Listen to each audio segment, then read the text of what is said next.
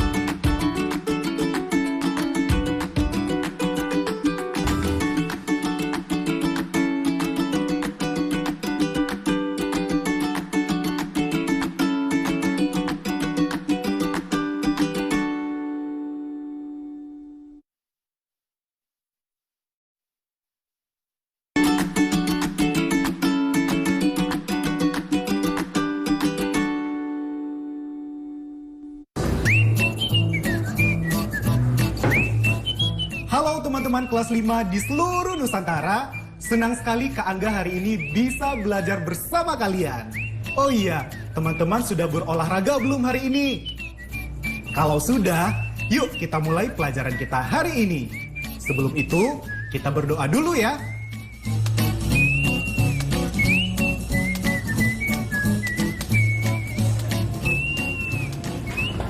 Ayo membaca.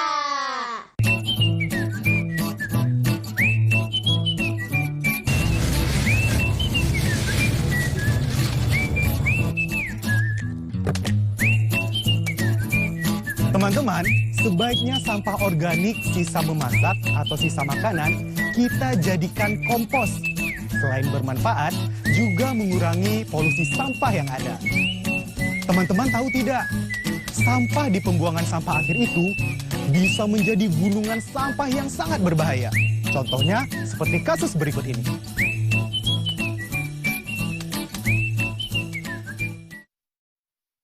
Tragedi longsor sampah.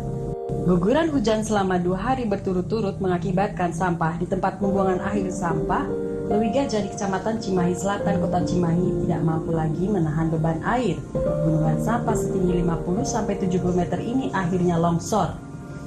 Jutaan kubik sampah mengalir deras dan menimbun puluhan rumah di Kecamatan Batu Jajar dan Cimahi Selatan, Jawa Barat. Tragedi ironis ini terjadi pada tanggal 21 Februari 2005 dini hari saat warga tertidur lelap. Diperkirakan sebanyak 143 jiwa meninggal. Peristiwa ini menghebohkan tidak hanya masyarakat Indonesia tapi dunia. Banyak institusi yang akhirnya sadar tentang pentingnya pengelolaan sampah yang baik dan benar. Untuk mengenang tragedi ini, setiap tanggal 21 Februari diperingati sebagai Hari Peduli Sampah Nasional atau HPSN. Serem juga ya teman-teman. Mudah-mudahan di daerah teman-teman gak pernah ada ya kejadian seperti itu. Nah, setelah membaca artikel tadi, teman-teman coba menjawab pertanyaan berikut ini. Apa ide utama paragraf pertama teks tersebut?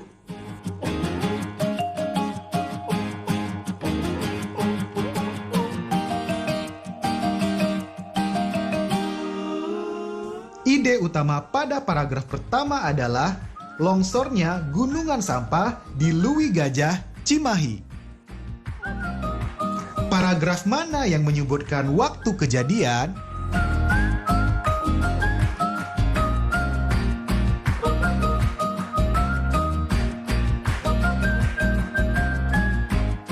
Paragraf ketiga, yaitu 21 Februari 2005. Tuliskan kalimat dalam teks yang menunjukkan jumlah korban dalam peristiwa ini.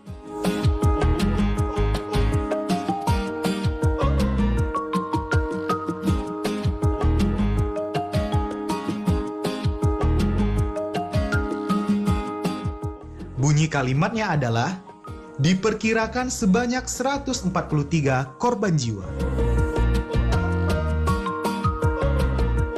Apa dampak ekonomi yang dirasakan masyarakat akibat kejadian ini?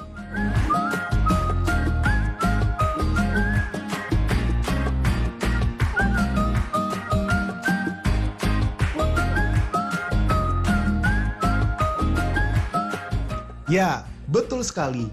Tragedi ini mengakibatkan banyak masyarakat yang kehilangan rumah dan harta bendanya. Ayo menulis. Nah teman-teman, setelah membaca artikel tadi, sekarang saatnya kalian tulis di buku kerja kalian, buat 5 pertanyaan tentang artikel tersebut. Dengan menggunakan kata tanya, apa, mengapa, di mana, kapan, dan bagaimana. Lihat contoh tabelnya berikut ini.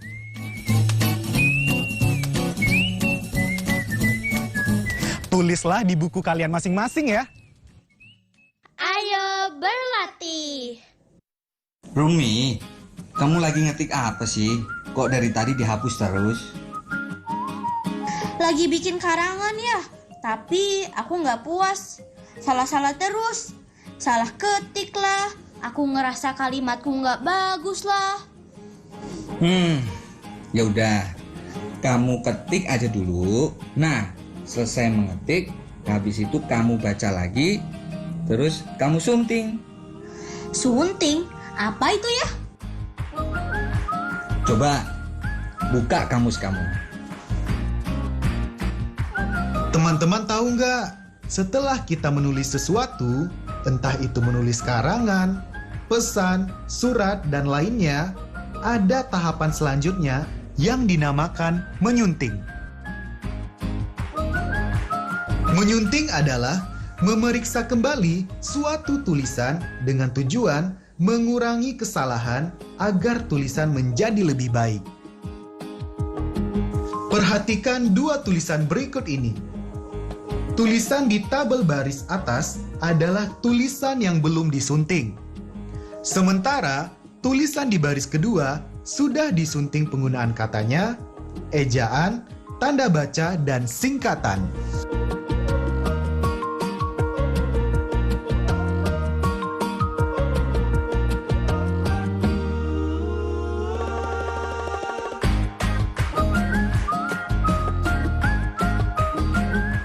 Coba, bagian manakah dari tulisan pertama yang sudah disunting?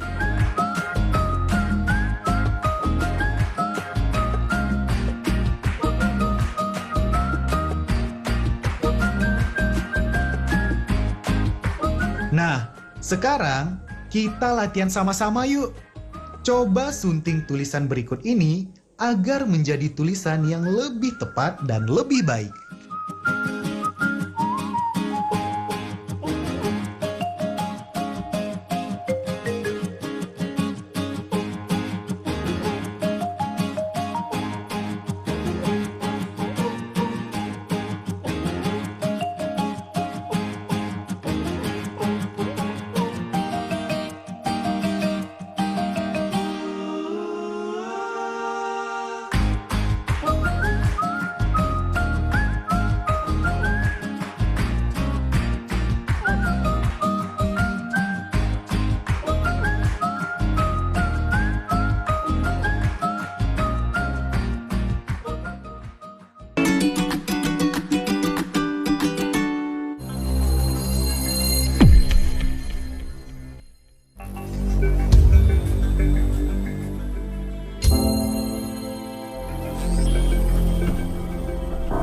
kangen sekolah. Aku kangen Bapak Ibu guru. Aku rindu kawan-kawanku.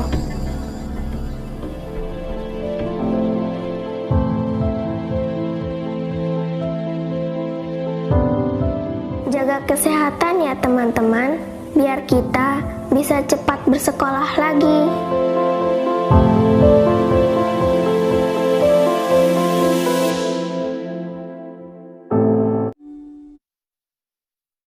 Ayo berhitung.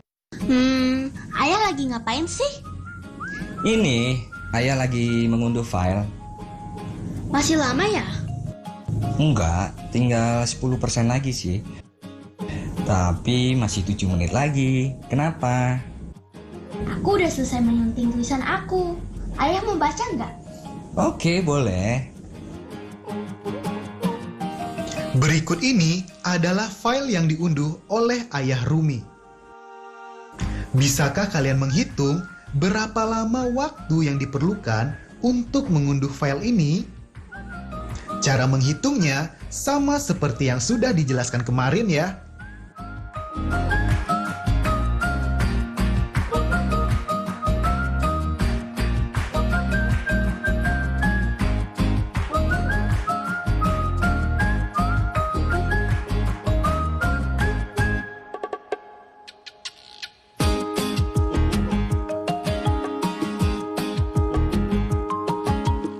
Pertama-tama, kita hitung berapa persentase file yang belum terunduh. Seluruh total file yang perlu diunduh sama dengan 100%. Sementara, file yang sudah diunduh sebanyak 90%. Lalu, tinggal kita kurangi saja. 100% dikurangi 90%, sama dengan 10%. Berarti, file yang belum terunduh sebanyak 10%. Nah, 10% ini membutuhkan waktu 7 menit untuk mengunduhnya.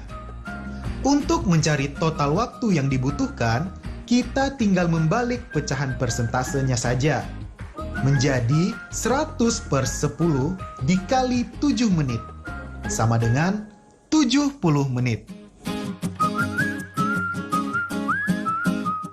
Jadi, total waktu yang dibutuhkan untuk mengunduh file adalah selama 70 menit.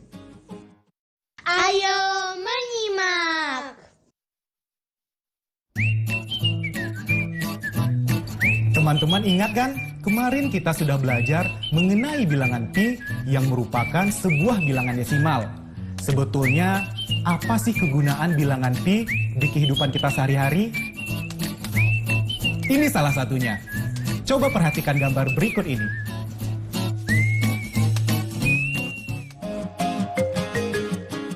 Daerah yang berada dalam lingkaran merupakan daerah yang terdampak gempa dan dapat merasakan gempa bumi yang terjadi.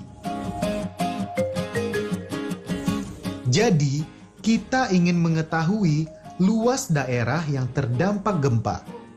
Maka, luas lingkaran dapat digunakan untuk menyelesaikan masalah tersebut. Misalnya, pada ilustrasi ini, diketahui perkiraan jari-jari lingkaran adalah 500 km. Maka, luas daerah terdampak gempa yang dapat diperkirakan adalah 3,14 dikali 500 pangkat 2. Sama dengan 785.000. Jadi, luas daerah terdampak gempa pada gambar peta tersebut adalah 785.000 km. Ayo mencoba. Tahukah kamu mengapa gunung berapi meletus dan mengeluarkan magma? Peristiwa ini terjadi karena ada energi panas bumi di dalam perut bumi yang menghasilkan suhu yang sangat panas. Ada beberapa dampak positif dari energi panas bumi dan meletusnya gunung berapi. Salah satunya, adalah terbentuknya sumber air panas yang merupakan hasil perpindahan kalor dari panas bumi ke permukaan.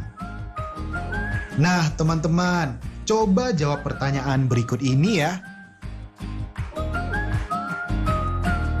Pada sumber air panas di wilayah meletusnya gunung berapi, suhu air meningkat sebanyak 0,5 kali. Diketahui, suhu awal sumber air panas sebelum meletusnya gunung berapi adalah 37 derajat Celcius. Berapakah suhu setelah terjadi peningkatan?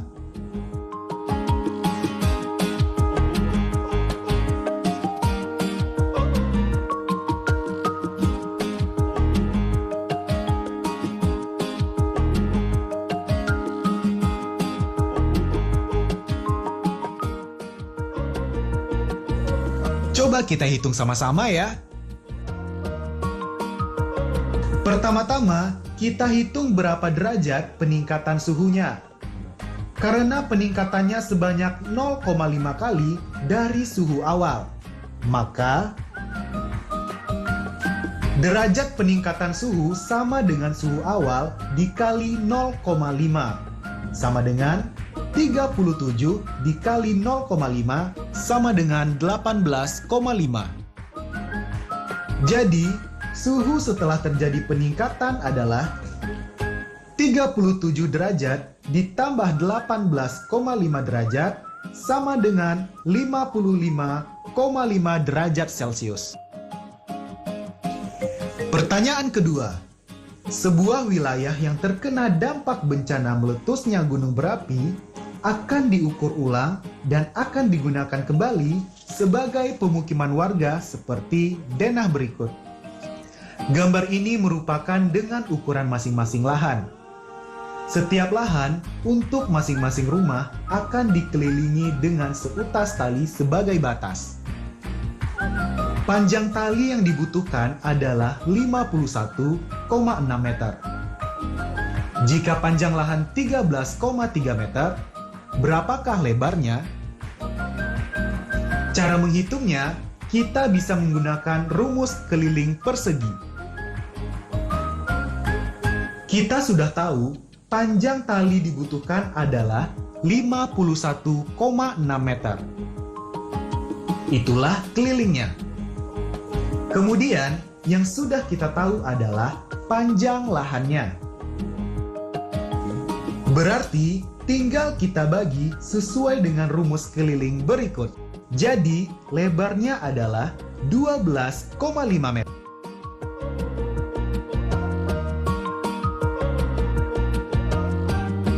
Jawablah pertanyaan berikut ini di buku kerja kalian. Pertanyaan pertama. Terdampak sebuah lahan terdampak tsunami, luasnya 74,75 meter persegi. Lahan tersebut berbentuk persegi panjang dan panjangnya 11,5 meter. Berapakah lebar lahan tersebut?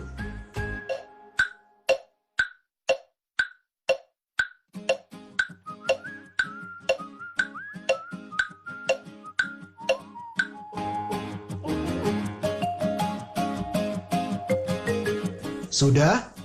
Nah, untuk menjawab ini, kita bisa menggunakan rumus luas persegi panjang seperti berikut. Jadi, lebar lahan tersebut adalah 6,5 meter. Pertanyaan kedua. Bantuan berupa beras seberat 11,75 kuintal diberikan kepada warga pantai ujung timur yang terkena bencana tsunami. Jika beras tersebut akan dibagi dalam beberapa bungkusan seberat 1,25 kg, berapa banyak bungkusan yang bisa dibuat?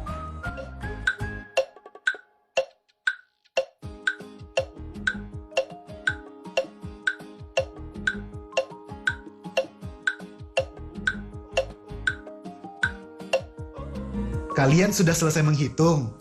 Kita cek sama-sama ya. Untuk mencari berapa banyaknya bungkusan, kita bisa gunakan cara berikut. Jangan lupa, kita ubah dulu kuintal menjadi kilogram. 1 kuintal sama dengan 100 kilogram. Jadi, 11,75 kuintal sama dengan 1175 kilogram. Selanjutnya, tinggal kita masukkan angkanya ke dalam rumus. Jadi, banyaknya bungkusan yang bisa dibuat sebanyak 940 bungkus.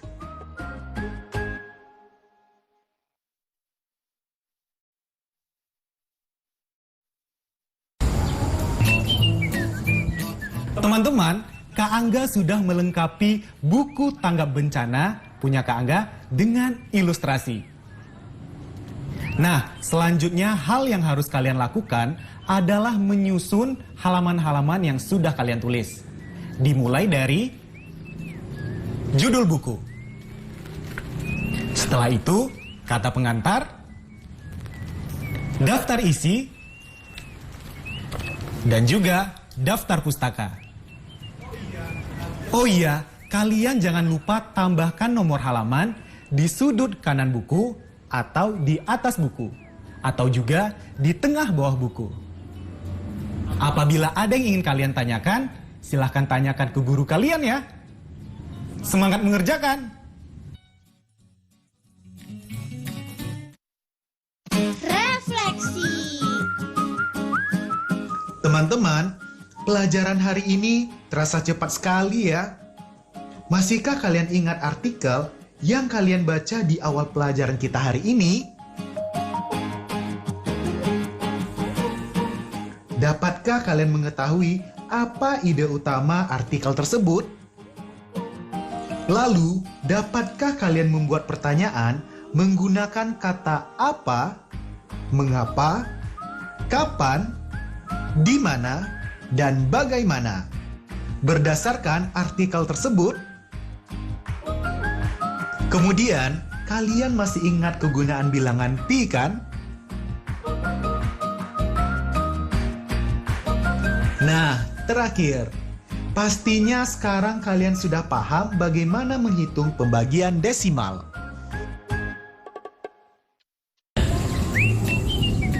Sambil mengerjakan proyek kita minggu ini, jangan lupa berlatih terus ya di rumah agar ilmu yang kita dapat hari ini bisa terasa.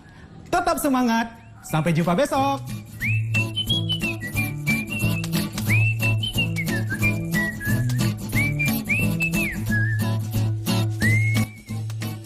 Halo teman-teman kelas 5 di seluruh Nusantara, apa kabar kalian hari ini? Semoga dalam keadaan baik ya. Siapa yang sudah siap untuk belajar hari ini? Pak.